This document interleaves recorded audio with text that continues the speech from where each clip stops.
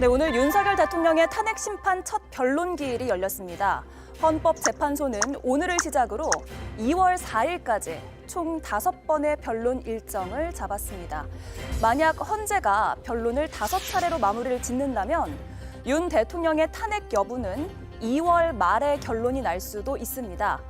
노무현 전 대통령이 7번, 박근혜 전 대통령이 17번을 변론했는데요. 윤석열 대통령의 변론 횟수도 5번보다 더 늘어날 가능성도 있지만 그렇다 하더라도 탄핵 심판 결론은 3월 말을 넘기지 않을 거란 전망이 우세합니다. 여권에선 윤 대통령의 탄핵 심판 시계가 너무 빠르게 돌아가는 것 아니냐라고 반발하고 있지만 헌재 입장은 분명합니다. 그렇게 보기 어렵다는 겁니다. 고 노무현 전 대통령은 탄핵 소추일부터 결론이 나기까지 63일이 걸렸고요. 박근혜 전 대통령은 91일이 걸렸습니다. 윤 대통령은 소추된 지 벌써 한 달이 지났기 때문에 이전 사례와 비교를 해봐도 빠르지 않다는 겁니다. 탄핵 인용이 되면 대선은 60일 안에 치러지게 될 텐데요. 그렇게 된다면 여름이 되기 전에 새로운 대통령을 맞이할 가능성도 작지 않습니다. 네.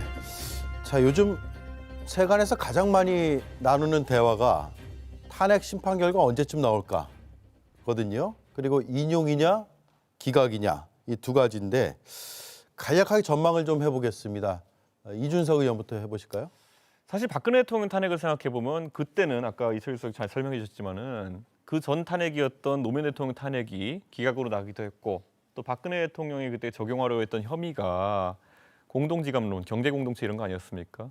뭐 윤모 씨와 한모 씨가 창출한 논리지만은 이게 통할까는 사실 그 당시에 미궁 속에 있었습니다. 그래서 이게 좀 길어진다는 생각이 있었지만은 원래 탄핵이라는 거는 굉장히 민주적인 절차로 빠르게 국가의 체제를 회복하겠다는 의지에서 있는 제도이기 때문에 저는 사실 90일도 길었다는 생각을 합니다. 박근혜 정부 시절에. 예. 그렇기 때문에 이번에 헌법재판소가 최소한의 필요한 심리를 하는데 걸리는 기간은 그보다 짧을 것이다. 왜냐하면 이거는 그 공동지감론 따위와는 비교할 것도 없이 명징한 대통령의 사회 혼란 초래가 있었거든요. 그래서 저는 그리고 포고령이라는 것이 아주 정말 챗GPT만도 못한 사람이 쓴 것 같은 그런 포고령이었기 때문에 저는 결론이 빨리 날 것이다. 근데 아까 말했던 이유로 결국 헌법재판소도 결국 최종 목표는 대한민국의 안정인데 지금 자꾸 이렇게 사회 소요가 커지는 모양새로 가게 되면은 조금 그 안에서도 내부적인 고민이 있을 것이다. 발표 시점에 대해 가지고. 그래서 뭐 빠르면 2월 중순, 2월 말,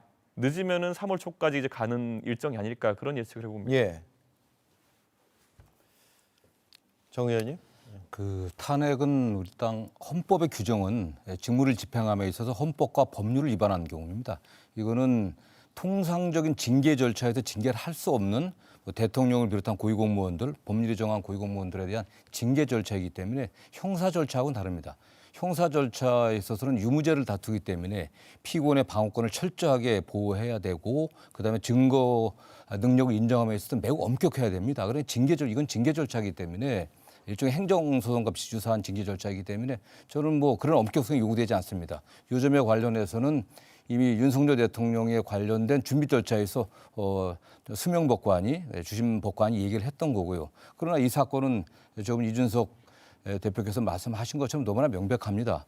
헌법의 비상계엄의 선포 요건에 맞지 않고 포고령 그 자체가 내용으로서 너무나 위헌위법함이 명백하기 때문에 그리고 그 실행 행위로서 군대를 동원해 갖고 국회의 기능을 갖다 마비시키려고 했던 거, 중앙선관위를 갖다가 점거했던 일련의 사실들 이런 것들이 너무나 명백하기 때문에 헌법재판소의 쟁점이 많지 않다고 보고 있습니다. 그렇기 때문에 좀 빠른 속도로 진행되지 않을까라는 생각을 갖고 있고요.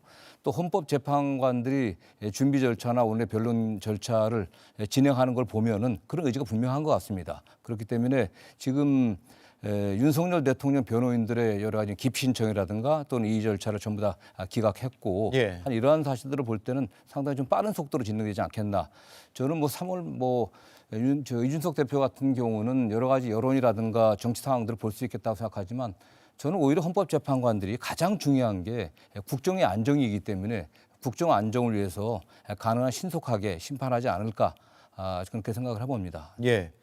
노무현 대통령 때 63일 걸렸거든요. 이게 탄핵 소추부터 심판 결과가 나올 때까지였고 기각이었습니다. 당시에는. 근데 오늘이 이제 탄핵 소추 한 달 되는 날이고 벌써 30일 넘게 지났기 때문에 노무현 전 대통령 사례를 본다면 이제 한 달여 정도 뒤면 결론이 나올 수도 있고 또 박근혜 전 대통령 사례로 보면 90일이기 때문에 그보다는 또 30일이 더 걸릴 수 있는 그런 상황인 것 같습니다. 물론 과거 사례하고 또 날짜를 딱 비교해 가면서 정확히 우리가 뭐 단정적으로 얘기할 수는 없는 부분도 있습니다. 근데 대통령의 체포 여부가 심판 결과와 심판에 그 걸리는 시간을 좀 앞당길 수 있다라는 전망도 나오고 있거든요. 그에 대한 생각들은 어떠세요? 글쎄요, 탄핵 절차는 헌법재판소가 주어진 규정대로 저는 해야 된다고 생각을 하고요. 저도 뭐 개인적으로는 이게 4월 달에 두 분의 헌법재판관이 그만두기 때문에 그 안에 결론을 내리려고 하지 않겠느냐 하는 생각이 들고 가장 아마 쟁점이 되는 것은 탄핵 소추안 자체가 내란죄를 중심으로 구성이 돼 있기 때문에 이 문제를 어떻게 처리하느냐 하는 게 아마 쟁점이 될 겁니다. 그리고 그 부분에서 헌법재판관들 내부의 동의가 얼마나 빠르게 이루어질 수 있느냐 하는 것이 쟁점이 될 것인데 기본적으로는 뭐 4월을 넘기지 않는다고 봐야죠. 근데 체포영장 그 집행 여부와는 이거는 조금 별개의 문제라고 봐야 되지 않겠습니까?